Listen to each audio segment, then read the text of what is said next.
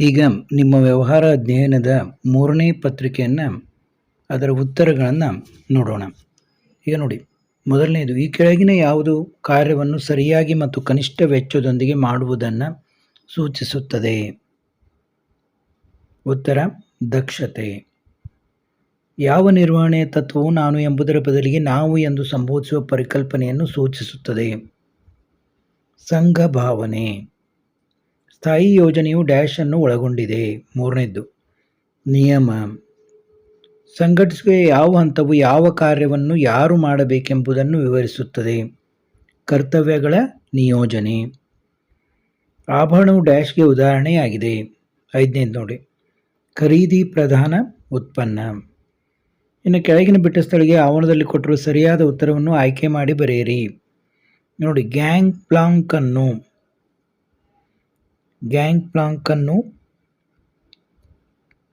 ತುರ್ತು ಆಗಬೇಕದು ತರ್ತು ಅಂತಾಗಿದೆ. ತುರ್ತು ಸಂದರ್ಭದಲ್ಲಿ ಬಳಸಲಾಗುತ್ತದೆ. ಇದು 6ನೇದ್ದು. ಇನ್ನು 7ನೇದ್ದು, ಯೋಜಿಸುವಿಕೆ. ಏನು ಮಾಡಬೇಕು ಹಾಗೂ ಹೇಗೆ ಮಾಡಬೇಕು ಎಂಬುದನ್ನು ಪೂರ್ವಭಾವಿಯಾಗಿ ನಿರ್ಧರಿಸುವುದಾಗಿದೆ. ಯೋಜಿಸುವಿಕೆ 7ನೇದ್ದು. 8ನೇದ್ದು, ಮೇಲ್ವಿಚಾರಣೆ. ಮೇಲ್ವಿಚಾರಣೆ ನಿರ್ದೇಶನದ ಒಂದು ಮೂಲಾಂಶವಾಗಿದೆ. 9ನೇದ್ದು, ಬಂಡವಾಳ ರಚನೆ. 9ನೇದ್ದು, ಬಂಡವಾಳ ರಚನೆ ಎಂದರೆ ಮಾಲೀಕರ ನಿಧಿಗಳು ಮತ್ತು ಎರವಲು ನಿಧಿಗಳ ಮಿಶ್ರಣವಾಗಿದೆ. 10ನೇದ್ದು, ಪ್ರಚಾರವು ವೈಯಕ್ತಿಕವಲ್ಲದ ರೂಪದ ಸಂವಹನವಾಗಿದೆ. ನೋಡಿ, ಹೊಂದಿಸಿ ಬರೆಯಿರಿ. ಉಪಭೋಗದ ಹವ್ಯಾಸಗಳು, ಸಾಮಾಜಿಕ ಪರಿಸರ. ಪ್ರತಿ ನಿಯೋಜನೆಯ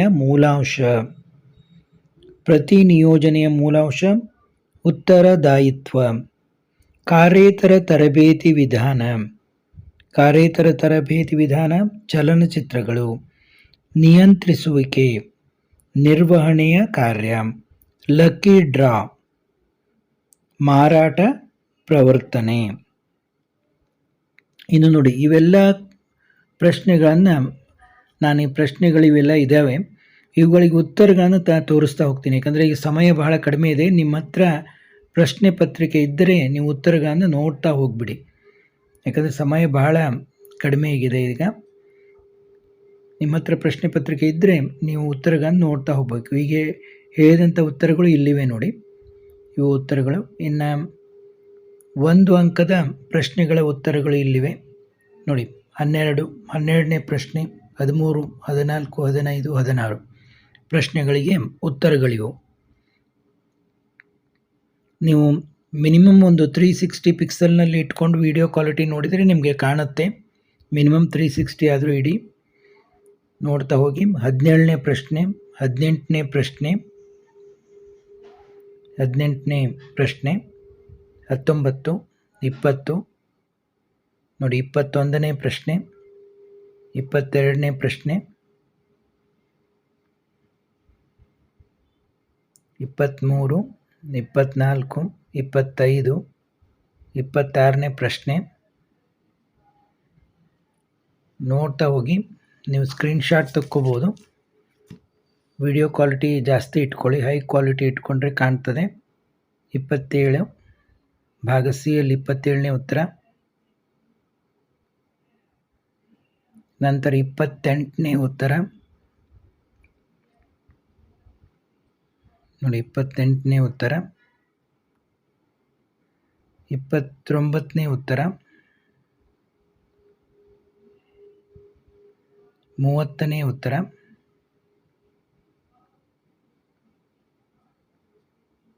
31ನೇ ಉತ್ತರ,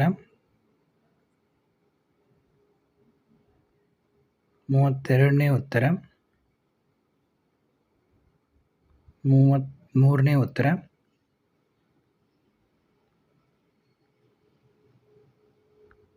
34ನೇ ಉತ್ತರ,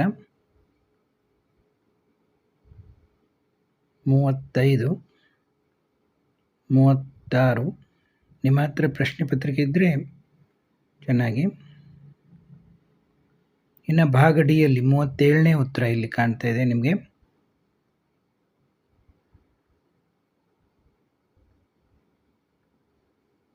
38ನೇ ಉತ್ತರ. ನೀವು ವಿಡಿಯೋ ಸೆಟ್ಟಿಂಗ್ನಲ್ಲಿ ಸ್ಲೋ ಆಗಿ ಇಟ್ಕೊಂಡು ನೋಡ್ಬೋದು. 39ನೇ ಉತ್ತರ. ನೇಮಕಾತಿ ಯಾವುದಾದ್ರು 8 ಬಾಹ್ಯ ಮೂಲಗಳನ್ನು ವಿವರಿಸಿ ಅಂತಿದೆ.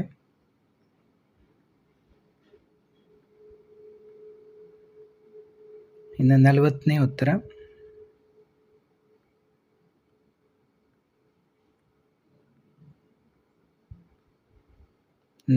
41ನೇ ಉತ್ತರ ಮಾರಾಟ ಪ್ರಕ್ರಿಯೆ ಬಗ್ಗೆ.